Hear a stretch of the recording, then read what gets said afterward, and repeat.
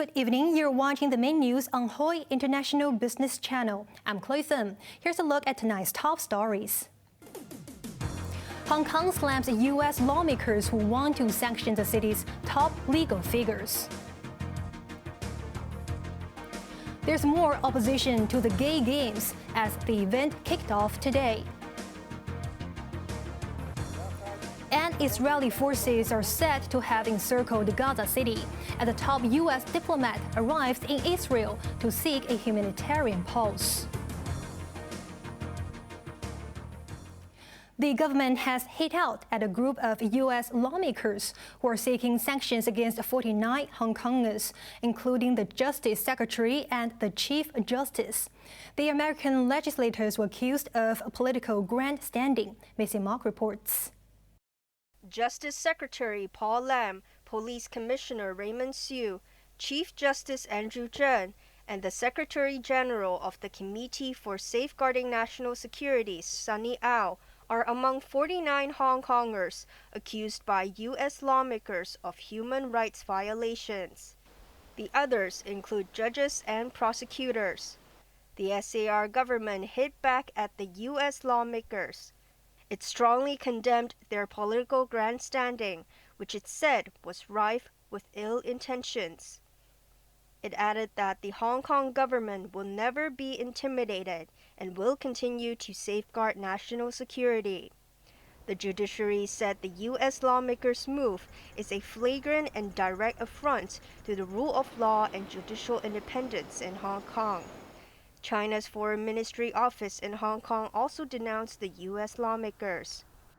There's a lot of social issues in America. I think the biggest accountable is their own people, not what has been happening in Hong Kong, and certainly not smearing the real situation in Hong Kong.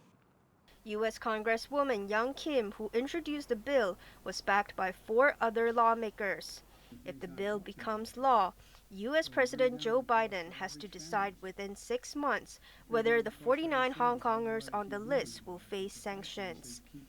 Chief Executive John Lee and his predecessor Carrie Lam were sanctioned in 2020 for pushing forward the national security law. Maisie Mock, Cable News. 2 women have been arrested after 5 people complained of a bacterial infection following treatment for fat removal. The suspects were detained after officers raided some branches of a beauty salon. The pair allegedly had unregistered pharmaceutical products for sale and distribution, as well as possession of Part 1 poisons. Earlier, the Center for Health Protection was alerted that 5 women aged 26 to 53 suffered from rashes and abscesses after being given injections at 2 branches of Girls Glam Beauty. 1 woman is still hospitalized. The 2 beauty salon branches in Lai Chi Kok were closed today. There's been more protests against Asia's first gay games, which began in Hong Kong today. The DAB party says holding the event here sends a wrong message. Dennis Low tells us more. Members of the city's largest pro-Beijing political party, the DAB, gathered outside government headquarters in Admiralty this afternoon to protest against the gay games.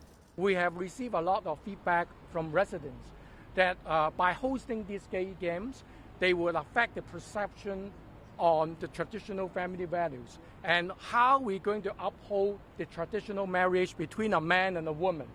And that would actually shake the core values of our city. Speaking on a radio program this morning, co-chair Lisa Lam said the event is non-political and expressed a hope that it wouldn't be politicized by critics. Lam rejected claims that foreign governments are financing the event, saying the funds come from corporate sponsors, donations, and participation fees paid by the competitors. Queen Elizabeth Stadium in Wan Chai will host the official opening ceremony tomorrow of Asia's first gay games. About 40% of the participants are from overseas, and they will join locals to compete in 7 categories, including mahjong, which is considered as a table sport. Janice Low, Cable News. Overseas, U.S. Secretary of State Antony Blinken is seeking so-called humanitarian pauses in the Israeli offensive in Gaza so that aid can flow to trapped Palestinians. As a top American diplomat arrived in Tel Aviv for his second visit this month, Israeli forces said they have encircled Gaza City. Israel aims to wipe out Hamas fighters, but its relentless bombardment of the besieged enclave has killed over 9,000 Palestinians.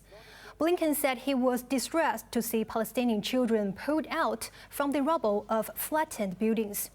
Thousands of Palestinians who were working in Israel when Hamas staged a deadly attack early last month have been sent back to Gaza. They said they were ill-treated while awaiting deportation. The World Health Organization says Israel has attacked dozens of healthcare facilities in the Gaza Strip. It warns that the assaults violate international humanitarian law. We're running out of words to describe the horror unfolding in Gaza.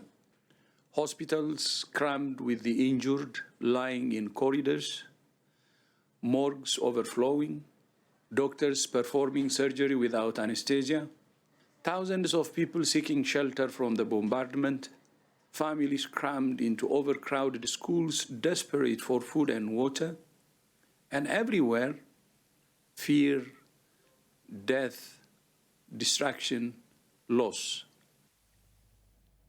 There were emotional scenes on Palestine TV as a journalist reporting live threw away his press jacket and helmet, saying they offer no protection.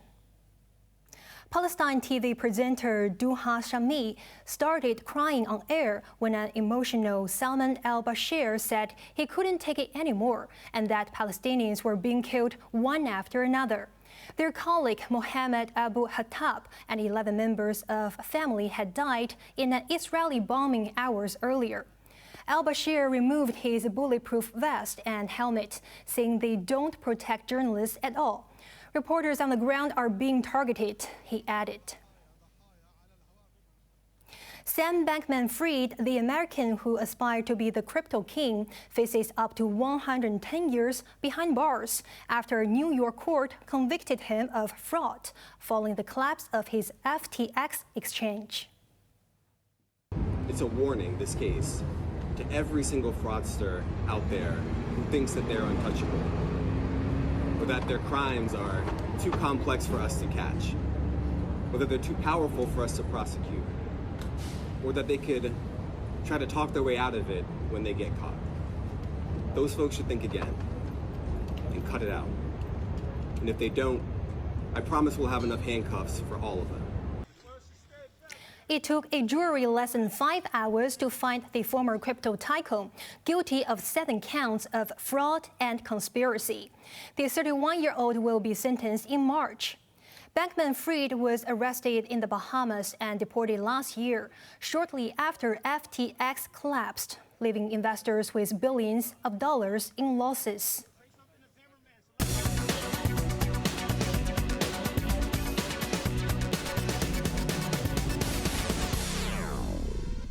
Web3 technology adoption and alternative digital payment solutions are among the highlights of the annual Fintech Week. Industry insiders believe that Hong Kong is set to be a leader in financial technology. Earlier, I met some Fintech participants. Please join me in welcoming our next panel on IPO. The largest edition of Fintech Week to date has attracted 30,000 visitors and 540 exhibitors. The week-long event, with the theme Fintech Redefined, is aimed at sparking inspiration and paving the way for business collaboration. Some firms are showcasing their innovations, including additional payment solutions, with one eyeing the taxi market. Here, a company called Wonder is offering a cashless digital payment solution for passengers who do not frequently use local apps like Octopus. A taxi that partners Wonder will have a digital QR code like this that links the passenger to other payment methods, for example, Apple Pay or credit cards. And this is particularly convenient for incoming arrivals. The company has partnered 200 taxis and aims for 800 more in 2 months. Another focus is on Web3 technology and its real-life usage. Sandbox co-founder Sebastian Bourget believes Hong Kong is growing from a pioneer to a leader in this sector in Asia. The energy is here, and the speed at which things move is really exciting in a sense that it's no longer just like concepting like what can be done with Web3 and blockchain technology. Now here are the rules that have been established and we can navigate into it. But always things that can be done more, like how do you educate the end users? How do you bring the talent and the tech pool of people who will be building and leveraging that technology to keep innovating in the space? Homegrown Animoca brand said Hong Kong's efforts to develop a Web3 ecosystem is paying off as the city becomes a virtual asset hub.